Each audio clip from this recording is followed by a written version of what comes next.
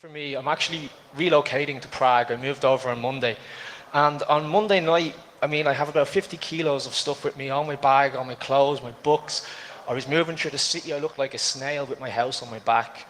And I finally found this hostel, and I checked in, and I thought it looked like a nice room.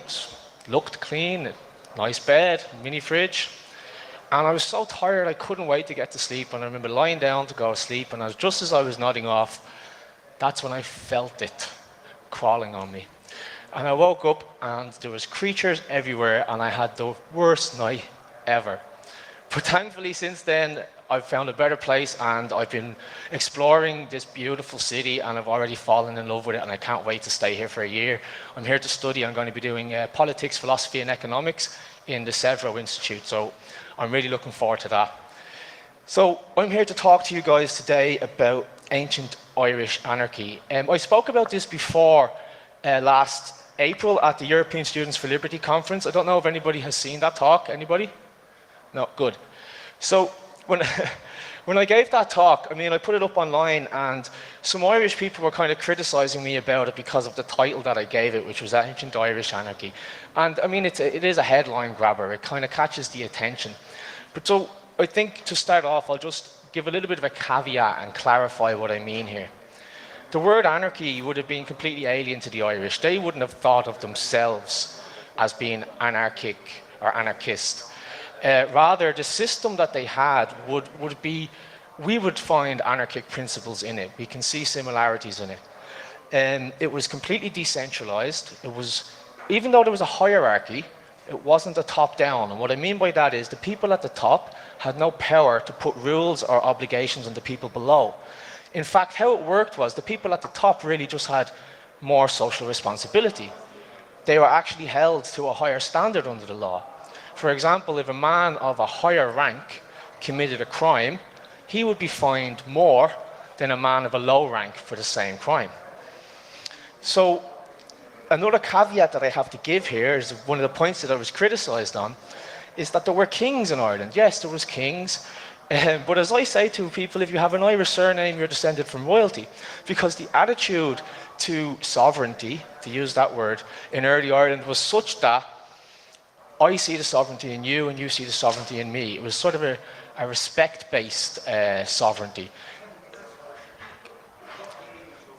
Okay, I'll get to that now. And just thanks for interrupting me. What I want to say is, in the spirit of anarchy, don't feel like you have to wait till the end to ask questions. Interrupt me, shout out, and we'll have a good discussion here.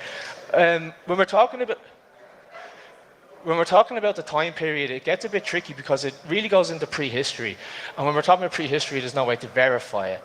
So in terms of what we might call the written law, that started to get written down with the Christian period, around the 5th, 6th century. But we know, without a doubt, that they are writing down much older and much earlier principles. An example of that would be found in Irish mythology. These are the fireside stories that were passed down for generations. And in each of these stories, we find examples of justice in action. And that was really what it was for the Irish. It wasn't so much a law of the mind, it was a law of the heart. And now that might sound a bit flowery and a bit hippie, but just to explain what I mean by that, if something unfair happens to you, usually your heart sinks, you feel it, right? Or when something good happens, when something just happens, you can feel it. And the early Irish, I'm not speaking about the modern Irish so much, but the early Irish, they rejoiced in that. They loved to see a dispute being resolved fairly. It was like a pleasure for them. So, I have notes up here. I haven't got a PowerPoint because I find it kind of restricts me. But what I'll do now is I'll just give an example from the mythology of one of these principles in action. So today we have a system that basically institutionalizes vengeance. Our justice system is based upon the principle of an eye for an eye, a tooth for a tooth, except what's happening is the state steps in and says, that's my eye and that's my tooth, when they were never the victim in the first place. So I think that's a really bad thing. I think having vengeance institutionalized is not conducive to peaceful and happy and prosperous society. So what can we have instead of that? Well, what the Irish did was they used restitution. And this is a principle that in modern like legal discourse, scholars are really starting to look at this idea of restorative justice and restitution, which in a nutshell means to try and find a solution that puts the victim into the position they were before the offence took place. It's just to restore the loss, to restore the harm, the imbalance that had happened in society. So there's a story of one of our great ancient kings. His name is Cormac MacArt. And when Cormac was a boy, he was actually in hiding because his father's throne had been usurped. So they had to keep the identity of Cormac secret, or else this usurping king would kill him. And it came to one day when a farmer's wife, her sheep got out, her sheep escaped from the pen and got into the queen's royal crops. These were very expensive crops that were used for dyeing clothes. And the sheep ate the crops. So an offence had happened. Somebody had suffered a loss. As a result of the negligence of the farmer not looking after the sheep, there was a loss suffered by the queen. And she called on her husband to be the judge. And this was a very common thing. In fact, you couldn't be a king unless you had what we might call the judgment of King Solomon, but what they would have said the judgment of a Brehon, which is the Irish word for a judge. So the whole community at the Hill of Tara, one of our ancient sites, gathered to hear this court case. And the king gave his judgment. And he said, well, the crops are gone, so you should give your sheep to the queen as restitution. And on hearing this, there was a little boy in the crowd, maybe about 12 years of age, and he says, that's not the correct judgment. He says, as the crops grow up from the land, so does the wool grow on the sheep's back. So she should give the wool to the queen and keep the sheep so you're not depriving her of a livelihood. You see that? The fairness that's articulated in that principle. These are the sort of solutions that were looked for by the Brehons. It was that sort of rebalancing what was the fairest outcome for everybody. So to go back a little bit and just give you an overview of what this society sort of looked like, how it worked. And as I'm talking about this, I mean, you guys are the experts on the crypto world, on the technological world. That's not really my forte. I'm fascinated by it, and I'm fascinated to find the connections between ancient Ireland and this. So as I'm talking, if anything comes to mind that reminds you of aspects of the digital revolution, please keep it in mind and speak to me about it.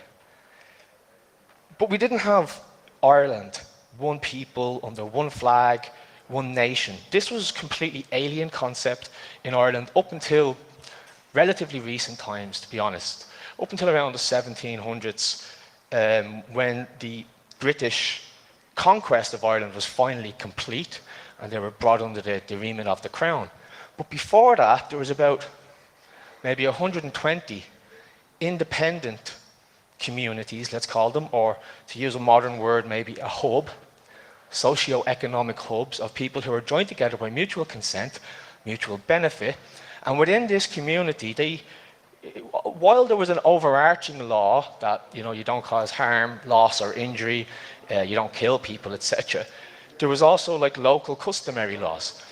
So this is something that I've heard people talk about now in this community of, moving forward. Like, what about having hubs online where people, voluntarily, socially contract to be a part of a community because it has features that they like. So I think a true anarchist perspective of the world says, well, there is a place for communism, there's a place for socialism, there's a place for all of these things. People should be allowed to do this in their own little hub with their own, mutual consent, etc. The problem that I see with society today is that we don't have the voluntary aspect of it. This is the crucial thing, that I have no choice. I cannot opt out of this. I cannot live my life as an anarcho-capitalist or as a free man or as a sovereign because I'm a tax slave, I'm a citizen, I'm not given the freedom to opt out. So these economic hubs, they were called the tua, it was the Irish word. But this can translate to mean a country, a people, a tribe. It's kind of a loose approximation. And each tua could elect, this is key. We're talking here, going back probably 5,000 years, there's evidence of advanced civilization in Ireland. So we presume that these principles were around. So they elected their chieftain, which compared to most European monarchies at the time, that wasn't the case. What happens in, for example, England, they had primogeniture, which meant that the firstborn male, always had to be a male, of the current ruler was automatically the ruler. And then you're left with problems where you have children as kings, or people who are not fit to rule, psychopaths. But their primogeniture meant that they could hold that position. In Ireland, it was totally different. Every eligible man within the tribe was eligible for election within this tua. And how it would normally work is the one who was the most, had the most merit, had the most respect, who was the best to lead them in times of peace and in times of war, a decent man. And it was voted by the people who would be supporting him.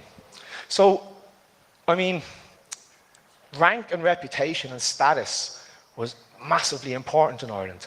And it's probably like a topic that isn't too popular now because, you know, we're all supposed to be equal and this sort of thing, you know. But I would argue that the only thing that's more destructive than a hierarchy is not recognizing a natural hierarchy when it's there. Some of us are faster runners, some of us are better at coding, some of us are better at, you know, that's just the natural order of things. In Ireland, this kind of played into your role in society. So I'm leading somewhere here, and I just heard a talk about Steemit, which I don't know a lot about, but I'm kind of interested in one particular aspect, which is the idea of the rank, that there's dolphins and whales, and they have greater power within the community that is Steemit. Now, it was interesting because this is similar to what they had in Ireland. If you were a man of upstanding character, who was known to honour your contracts, who had amassed a decent amount of wealth because of your own ingenuity and your own brilliance, you were seen to be respected by the virtue of the fact of what you had accomplished in your life. It wasn't coming down from the king. The king didn't go over and say, oh, now you're a lord, or you're a sir, or you're a this, or you're a that. It was based on the merit of your own actions, which is very kind of different to what we have been brought up with and what we're used to in normal status society, where title is bestowed upon those who are loyal servants. Completely different attitude to it. So we're talking about the decentralized nature of it. We're talking about the importance of rank and status. So with your reputation, if you had a really high standing in your community, you're really good with your hands, you could make beautiful artifacts. But then what happens if you went to the next community over? Nobody knows who you are. Naturally, you don't carry your reputation with you in that case, you understand? Because your reputation was based purely upon the fact that you had relationships with these people and you built it up. So there was exceptions to that rule. The people who could move around the country and go from one hub to the next and retain their status were the judges and the poets and the druids. And there was a time in history when there was no difference between this office. The druid, the poet, and the judge were all one person. And it's very interesting to note that the Irish law was always given in poetic form. The judgments were recited like a poem. And it was as if they were articulating this, you know, sublime principle of justice that was always present. So because of this, because the Bretons were respected on their merit, and I should point out that they had an open market of judges. So the king didn't say, like, here's my council of judges, and you always have to go and deal with this council, or there was no centralized judiciary. Rather, you had an open competitive market of judges, which is fascinating, I think, and I would love to see this happening today, because I think this one act could undo a lot of the problem and a lot of the corruptions that we have with our modern legal system. Because the ones who got the most, say, money were the ones who were the fairest, were the ones who knew how to pronounce the laws in accordance with the customs already established.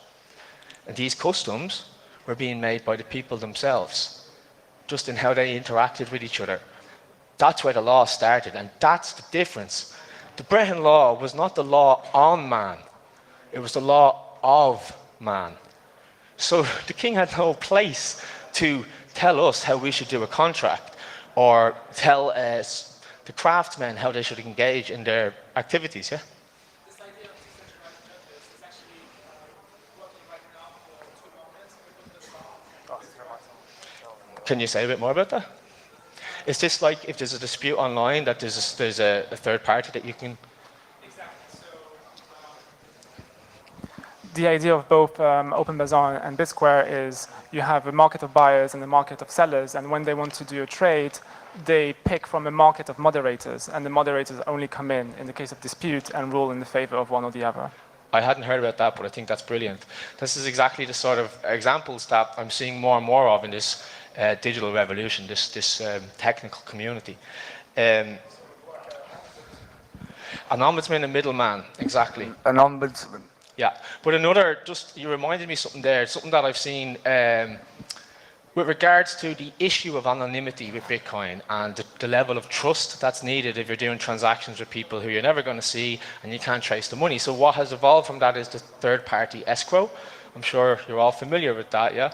I mean, this is a logical, non-statist solution to a common human problem of how do we interact with each other securely. And the beauty of it is that it's non-state-based solution. So all of the idea of the Brehon Law in early Ireland and this anarchic system was that there was no state to administer this, but it was still, for a time, called the Island of Saints and Scholars. And that should be baffling to us today, when we're so like conditioned to the idea that anarchy is chaos and anarchy is murder, and you know the buildings would burn down and it'd be just terrible. But when at this time in history, it was after around the fall of the Roman Empire, chaos reigned in Europe. Chaos reigned for the fact that statism was there for so long. But because of our geographic position, we're an island, we're not really connected to the continent, Ireland was kind of incubated away from this and was protected from this. So it continued to flourish in its art and its law and its literature and so on. And this is a massive testament, I think, to just how brilliant this law was and just how brilliant these principles were. But what's really inspiring and what's really motivating is that, like, I started researching this maybe 7 years ago. And in that space of time, I studied law, I got a law degree, and always I'm looking for, you know, practical solutions, practical reforms. Never did I anticipate that I'd be speaking at something like this. Never did I foresee that this community would be coming, where the same principles that were relevant thousands of years ago are now finding a place here again today. And how is this happening? It's happening because it's not coming from the state. It's one of the common objections I get from people, but like, especially Irish people, when I try and talk to them about this, they say, oh yeah, but you know, the government, they'd never bring that back. They'd never. So that's the point. It was never instituted by the government, and if they did try to bring it back, we should reject it, because it has to come from the bottom up. It has to come from the heart, I guess. And there's an element of, with all of this, there's an element of trust. There's an element of like reputation and building up bonds and building up relationships. And I think the most important thing that maybe we've kind of lost this a bit, but do you remember there used to be this saying that like, you're only as good as your word, and your word is your bond, and you shake on it, it means something. That's because back then it did. The problem is now, I think, well, it's not a problem, it's actually amazing. It's a miracle, the world that we're living in now. But the little village of 1,000 people, the little Tua, the little socio-economic hub, is now massive. It's now a global village. So back then it was okay, because everybody kind of knew somebody. It was like maybe 2 or 3 degrees of separation. So if I was going to do business with somebody who I hadn't met before, I could ask around. I could ask my relatives, do they know their relatives? And you could get some sort of understanding of their reputation. This is a problem that we face now, I think, in this movement, this revolution. I was speaking to a friend of mine who is involved with the MaidSafe N99 technology, and another friend of mine who mentioned that the biggest problem seems to be the reputation system, like a system of verifiable reputation. Going back to this idea of rank and status. Because of the anonymous nature of the blockchain, it's hard to measure that sort of reputation. And I think that when that's cracked, when we have a non-state-based technology that allows us to know in advance if you're worth doing business with, if you're trustworthy, I think that breakthrough will completely revolutionize everything that we're doing in the world. Because then it comes down to a fact of like, you want to add value, you want to be a better person, you want to be seen to be a better person, because that reputation is what's going to make you money. That reputation is what's going to keep you secure in your life. And so I can give you another example of the law showing up in mythology here. Another example of restitution. And it's interesting because these stories that we would have learned them in school, you know, just as stories, and you're never really kind of told or encouraged to look at them at anything deeper than that. But there's very deep like psychological meaning in them, you know, for personal development. These are like archetypal ideas that always affect humanity, the same storylines, if you know what I mean. So we have our boy hero, our kind of Ireland's Hercules. His original name was Setanta. As a 17-year-old, he single-handedly fought for Ulster, the Ulster men, and defeated the armies of the rest of Ireland. So he was known as Cuchulainn. And this word means the hound of the man who was called Cullen. And how this came about was when he was about 9, maybe 10 years of age, he was supposed to go to attend a banquet, which he was late to attend. And the person whose house was holding this banquet was called Cullen. And he had this mighty hound, this like famous across all the land of how big and powerful and great this hound was at protecting his master's house. And as the young boy approached, the hound obviously, suspected him as an intruder and went to attack him. In Ireland, you know, we have our own sports. We have the Gaelic football and we also have the hurling with the hurl and the schlitter. So the little boy picks it up and he knocks it straight down to the dog's throat and kills him. The ruckus disturbs the people in the house and they come out to see what has happened. And Cullen is devastated that his prize hound has been killed. And without missing a beat, the right thing to do in that moment, Cullen said, well, I will be your hound, and I will stand and I will protect your house. I will replace what I've taken from you until you find a fitting replacement. And so from that point on, he was known as Cuchulainn. So I'm just using these stories as, you know, kind of just to highlight the nature of what the law was like. And these stories would have been the equivalent of today in court we use legal precedent. Well, they would have used these stories as the principles of restitution. And another point I wanted to make, I'm kind of stretching it a bit, but they kind of had Bitcoin in early Ireland. And obviously it wasn't like the Bitcoin we have, but the features that make Bitcoin desirable, that it's not a state-based coin. What's interesting about Ireland is they had trade. We had major trade routes with the rest of the world. Like the early Irish knew about the Eastern religion and the Romans and the Greeks, and they interacted with each other quite a bit. So the Irish would have definitely known that coins existed. Coins with the face of Caesar on it, or whatever king or whatever ruler wanted to put their face on it. But for some reason, they never adopted this themselves. And that might sound like a primitive thing to do, and I think people kind of ignorantly look at that and say, oh, they're just like poor farmers, like, you know. And what they would use is kind of, it wasn't a trade and barter system as such, but the cow symbolized a unit of value. And that unit was more or less static depending on, you know, the time of the economy.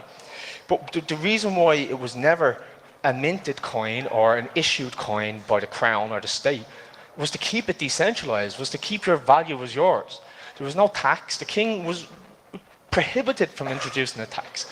If a king tried to introduce a tax on his people, he wouldn't be a king for the rest of the night. People would just pull their support away from him and put it into somebody else. So these are the sort of things that, this is why it was so hard for the crown, first the Anglo-Normans and later the English, to subdue Ireland. People often think it's about religion, Catholics, Protestants, yeah? But the Protestant church didn't exist for 300 years after the invasion of Ireland. So there was something going on there before Protestantism existed. And I argue that this was a clash of culture, a clash of legal system, a clash of mindset, a law of the heart versus the law of the fist.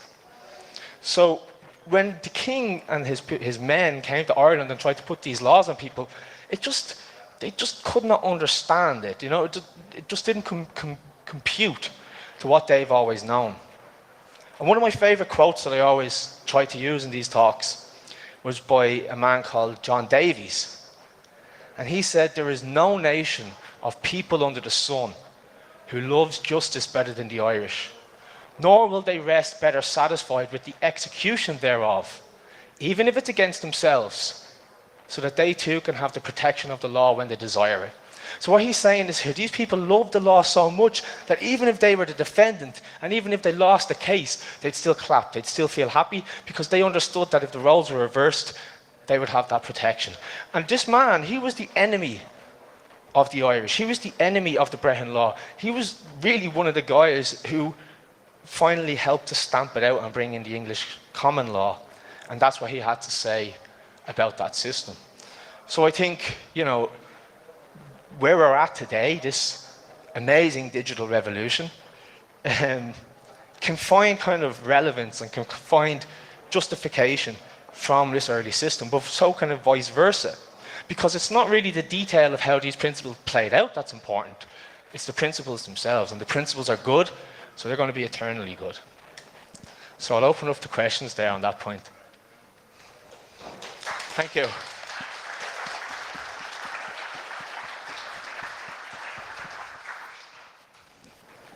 Hello. Hi. Thank you for the most inspiring talk. And I just realized what you're saying is that the Irish had democracy in some way even before the Greeks. Is that right? Because the Greek had democracy about, I don't know, a millennia before Christ? I mean, somewhat like that? yeah, I see what you're saying. I'll just maybe distinguish between like the Greek democracy and what they had then, because in the early Irish system it wasn't really, every man didn't have a vote as such, and everybody didn't get to pick who it was. It was kind of like the people of rank picked among themselves. Yeah, it was among a small community, not a city-state. Yeah. But they couldn't use democracy to impose their will on other people. They couldn't use democracy to say the majority wants us to bring in this tax, or the majority wants us to kill this person. They couldn't do that. They could only use it really for voluntarily accepting who was going to lead them. But it was always a voluntary contract. Yeah, like they didn't even subdue their neighboring countries or anything like that. Don't get me wrong, right? And I should have said this. It's not. It was never utopia. The Irish kicked the crap out of each other for centuries, and this was kind of how it was so easy in the long run for the English to take over, because there wasn't a kind of a unifying consciousness where, I mean, Brian Boru, I don't know if you've heard of him, he was the king of Ireland when the Vikings were pushed out. And he was really the only person ever, you could say, who kind of united the Irish clans for a common cause against a common enemy. But even at that note, hey man, even at that note, the Vikings were fighting with Brian Boru, and on the other side there was Irish. So there was always like struggles for power, and because like the human need for greed and all of that was always there, you know. But I think there was limitations on how out of control that could get, if you know what I mean. Yeah. Decentralization. Exactly. Yeah. Thanks. Okay, thank you very much. Further questions?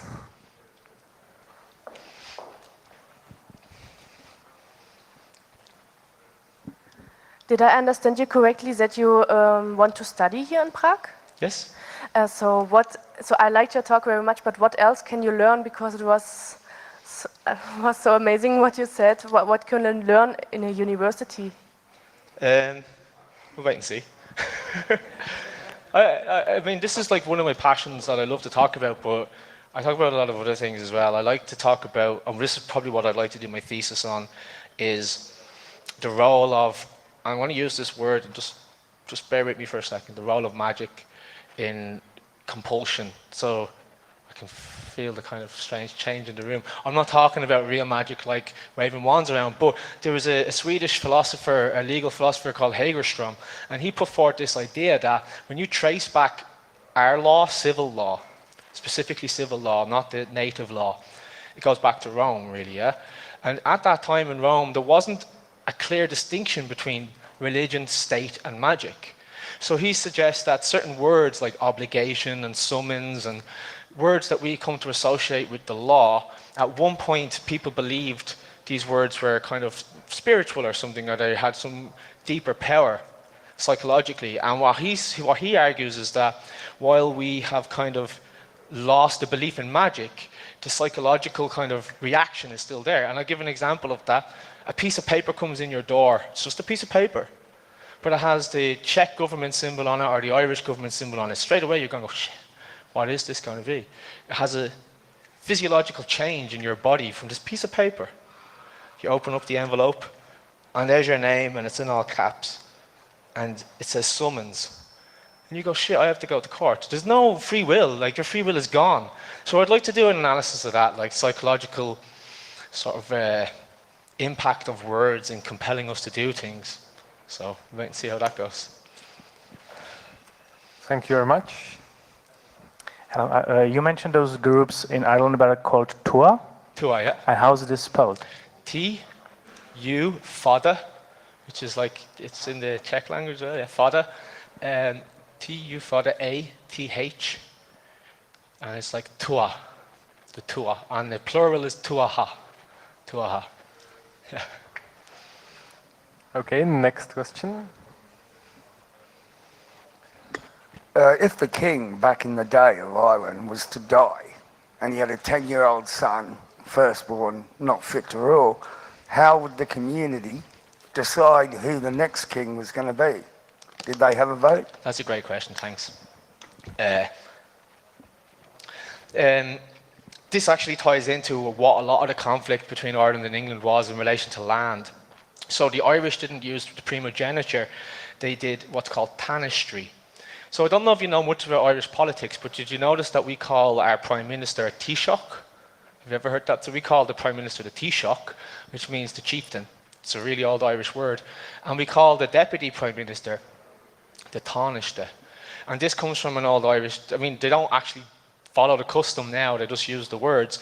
But what the Taoiseach was, and this was a non-statist method for preventing disputes for the throne in the event of a death. So usually, maybe like the king's older son would be a candidate. They used to call the people who were candidates rig downa, the people who have kingly material. That's what they were called, and it could be anybody in the tribe of all your cousins and so on. But tanistry was a custom whereby the successor would be named in the king's lifetime. So there was no dispute. It was done in the same way. They were elected, they were voted, it was done by the consent of the people. So when he died, it was a seamless transition then to tanistry. And a lot of the let's say, there's a famous case actually that they look at in some jurisprudence classes called the case of tanistry, where a bunch of Bretons travelled over to the King's Bench to argue. It was basically a land dispute between two Irish families, and one of them was claiming that they had the right to the land because he was married to the firstborn daughter, you know, and the other one was claiming that he had it under the Irish custom. And what was really interesting about this was the court case lasted years and years and years, and it was never concluded. Because the English in other colonies, they had allowed customary law to exist, but they wouldn't allow tanistry to exist. It was the one thing that they wouldn't allow exist, because if they did, it completely devalued the idea of title. So if I am a chieftain and I made an agreement with the Queen or the King, as they often did, and now they take on an English title of Earl or Lord, rather than they would have been called their name, like the chieftain of my family would be called the O'Flanagan or the Big O'Flanagan, they would have called them. So rather than doing that, now they have an English title. But when he dies, the primogeniture ensures that that title never dies. So you almost have to think of the person and the title as two different things, and it's inherited by the child. But the title, if the title never dies, then there's a continuous stream of revenue through the tithes and through the subjection to the crown. So this was a big problem. The governance of the crown couldn't have happened under this system, which is kind of why they had to stamp it out. But to answer your question, they had this system of tanistry to do that. Thank you very much, Kevin. Hello. First, I really liked it as well. I'm a political scientist, not involved in programming and crypto world. But what you were saying, actually, you started already now with the answer to this question. But what was their view on heritage? Because in a lot of the theories, like heritage is one of the like pre-requirements in order for elites to emerge, and then we come to struggle for power and everything, and that's how structures evolve. So, like, what was their? It was incredibly important. Actually, it was massively important, and arguably, you could say that this might not be suitable in today's world. We've got different types of families now and so on. But basically, your status was defined on three things: your blood, your wealth, and your merit. So it's who you were related to, how much money you acquired in your life, and how good you were at doing what you were doing. Those are the three factors. So if you wanted to be seen as like a chief judge or a chief poet, one of the requirements would be that your grandfather also had to have that position. If your grandfather didn't have that position, you're setting it up for your younger generations. If your grandchild then became a chief poet or a chief breton, they could become like a higher grade, you know? So family and hereditary was really important. And just to kind of explain a little bit more about the Tua, each Tua would have what you might call a dominant family, you know? So if you look down in Munster, you would have had the McCarthy clan and the O'Sullivan clan. These were big, powerful families. And underneath these, you kind of have less powerful families, but they still had sovereignty in their own right. They still had limited degrees of freedom and power based on the wealth that they had, the merit that they had, and their family connections. So, I mean, I don't think that would be compatible today, that you just have one ruling family, kind of like, who have kept that power for so long. But at that time, it kind of, you had to do it that way. So what I'd like to see in terms of like this digital revolution and ideas of like hubs and networking is that your family are who you associate with, you know, your family are who you get to know online, your family are your tribe. You know, I think that's kind of a word that's starting to make more sense these days. It's about finding your tribe. So yeah, I mean, it wasn't a perfect system. There was lots of problems, and that was one of them, I'd say, yeah.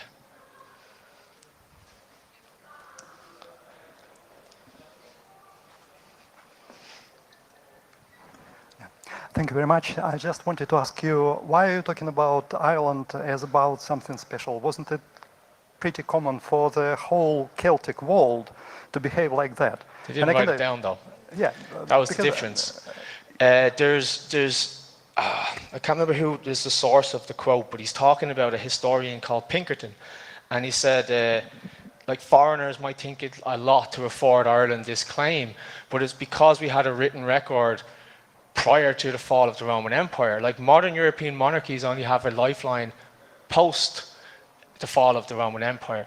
So that's why I think it's significant, is that there's such a huge body of the law has been written down. But I completely agree with you, you're 100% right. What we're talking about here, I think, is spontaneous order and action. I'm sure if you traced into the ancient history of the Czech Republic or anywhere else in the world, you look at the Native American system, you look at the Aboriginal system, you look at the tribal systems of Africa, and they have these principles in effect, maybe slightly different cultural, practices. So what I argue is this is what we are observing how humans organize in the absence of centralization actually, to be precise, I don't care about proving the point that Czechs were the same, right? Even Celtic people were living here, right? I'm Russian, by the way, and I'm not talking about Bakunin or Kropotkin or anything like that. All I'm trying to say that what you're claiming to be peculiarity of Ireland is actually pretty common for the Celtic world, because Celts, as we all know, believed in what in Greek is called metempsychosis. So they believed that their soul just reincarnates from one person to another. And they were bold enough to borrow money in this life to get this money back in the future life. all of them, right? And talking about digital system, all of them use these 20s instead of decimal system, right? Yeah. Which remains in French language, why 80 in French is 4 times 20, not 8 times 10, right? So this peculiarity was pretty common for Celts all around Celtic Absolutely. world. I mean, it's the So same in Iceland as well. Scottish boys here or Celtiberic tribes in Spain. Maybe because you study this subject, taking into account on the Irish history, you're kind of emphasizing this for Well, from an Irish anthropological people. point of view, I'm not talking about the Celts, I'm talking about the Gaels, the Gaelic people. There was Celtic influence, of course. Waves of Celts came from Spain, and we have, like, there's basically 3 types of Irish people: the red hairs, blonde hair, blue eyes, and the ones who look Spanish, and that's the descendants of these migrations. So yeah, absolutely, there were similarities all over it, but those places can't prove this. Those places can look to, actually, you have like historians and classical scholars like Thurnissen, I think he's a German guy. They go to Ireland to look at these scripts because they say, well, we can learn about our German system, or we can learn about our system because they had a written record. And now I've never been able to locate this case, this court case online, but so I'll just give that preface. But I have heard that in South America there was like land disputes with tribes, you know, and our system says if it's not written down, it's not a law. But the earlier systems were oral tradition. And that's where I think the difference is here, is that while the Irish system was oral tradition for its main majority, they also wrote a lot of stuff down. So when it came to this court case, the native tribe had nothing that they could rely on themselves that would be suitable to our modern legal system. So in that instance, they said, well, we have found this law that's written down in Ireland is our law, it's the same. So I think that's why it's special. And I'm from Ireland, so I'm going to think it's great anyway. Thank you very much. Sorry, just a follow-up question. I was wondering, maybe the Irish have records of their conduct because they were so physically isolated from the centralized Roman Empire, which was known also to sometimes subdue the countries that they have conquered by destroying their records and burning everything. So that doesn't mean that the mainland European Celts or Gauls or whatever didn't have their records. Maybe just they had just taken them away from them. Yeah. So, No, I agree, yeah. I agree. And like, I'm not trying to put Ireland on a pedestal, but yeah, this is of the one that course. we can give an example of. It's not even, the fact that it's Irish is not even important. What's important is that these principles existed before and we can prove it. Yeah. I absolutely agree. There's a guy up in the corner there. Thank you. Thank you. Well, first, thank you very much for a very inspiring talk. And what I was going to ask, it's a bit of a different kind of question, but you mentioned, and we all noticed that in the past 10, 20, I don't know how many decades, this trend where this neoliberalism is making us all equal and whatnot. And what I was interested in, if you see any hope in perhaps some kind of hierarchy based on reputation taking place again, or if there is any kind of hope for the future, and if there is, then what are the steps? Well, where would that hierarchy come from, and how could it come about in a way that was holistic and organic and natural? I think it actually already, it's here. It's the people that you know, it's the people that you meet. I mean, we have natural hierarchies in the fact that, maybe hierarchy is the wrong word, but like a strict meritocracy might be a better way of looking at it. And this is why I mentioned STEAMIT. Like, I know there's probably mixed feelings about STEAMIT. I don't want to get into that, but it's, you know, I like to see that idea where, you know, the hierarchy of merit is becoming more apparent. So earlier this year, I had the pleasure of meeting Yaron Brook from the Ayn Rand Institute, and we had dinner together, and he's written a book called Equality is Not Fair. And I love that. That's brilliant, because this is the idea, like, equality is dangerous. If you treat everybody exactly the same, you get unfair results. So the difference with the Irish system, and I love it for this, justice was not blind. Lady Justice had her blindfold off and she looked at the differences of the case. She looked at the circumstances of the case. She just didn't give a blanket fine to the rich man or to the poor man. So I think that's part of it. But where would this hierarchy come from? To come back to that point, should it come from on high? Should it come from the state? I think, you know, this is why the digital revolution, I love it, because it's kind of moving in the direction to answer these questions. I don't know if we're there yet, but this is why, and we've talked about this, Adam, from Follow My Vote, the idea of having some sort of like,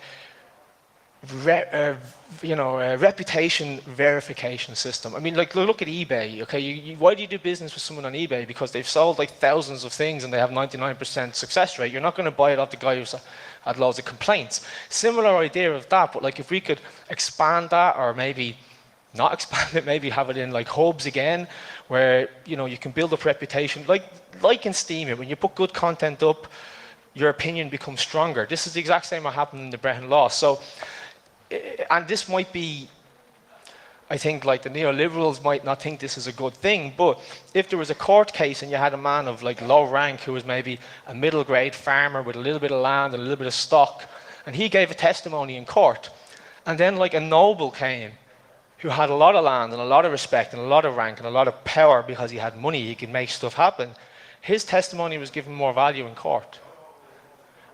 And I don't know, I think that that's something that today, our conditioning that we have today, it feels like we should not be okay with that. It feels like the little guy should have had the same voice. But the reason why he didn't have the same voice is because he didn't have the same reputation in the community. So you have an incentive to do what? To raise your reputation, to be a better person, to create value, so this is another, I'll just push on this quickly because I know we're probably coming to the end.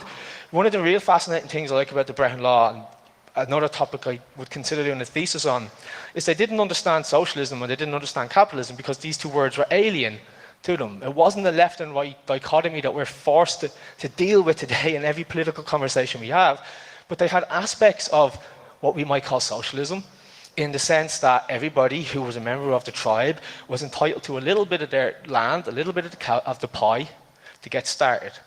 And what you did with that then was entirely up to you, but you were encouraged to make it better. There's a saying, is fair a whinid. A man is better than his birth. So very different from the caste system in India here, where if you're born into that caste, that's it. In Ireland, it was like you're born as a middle class farmer or a poor farmer. Can you turn that into wealth? And if you could turn that into wealth, you're respected, and why not? It's the same today, you know? So.